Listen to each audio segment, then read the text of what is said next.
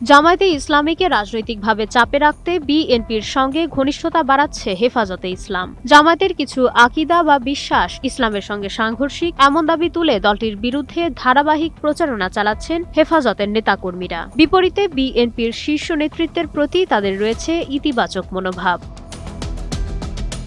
এই সম্পর্কের ধারাবাহিকতায় সম্প্রতি চট্টগ্রামের ফটিকছড়িতে হেফাজতের আমির আল্লামা শাহ মহিবুল্লাহ বাবুনগরীর সঙ্গে বৈঠক করেন প্রধানমন্ত্রী তারেক রহমান। বৈঠকে দেশে ইসলাম রক্ষা এবং সরকারে হেফাজতের সমর্থন কামনা করা হয়। জবাবে মহানবী সাল্লাল্লাহু আলাইহি ওয়াসাল্লাম ও পবিত্র কোরআন অবমাননার সর্বোচ্চ শাস্তি নিশ্চিতকরণ সহ ৯ দফা দাবি পেশ করে হেফাজত।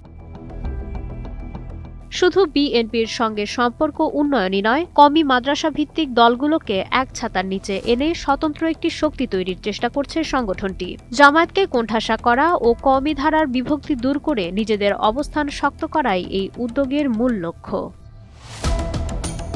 ইতোমধ্যে জামায়াতের নেতৃত্বাধীন ১১ দলীয় ঐক্য থেকে বেশ কয়েকটি ইসলামী দল বেরিয়ে এসেছে। হেফাজতে আমিরের ডাকে সাড়া দিয়ে বাকি দলগুলো সরে দাঁড়ালে রাজনৈতিকভাবে চরম চাপে পড়বে জামায়াত। তবে জামায়াত নেতাদের দাবি, অরাজনৈতিক হিসেবে দাবি করা হেফাজতের এই পদক্ষেপে তাদের রাজনীতিতে কোনো প্রভাব পড়বে না।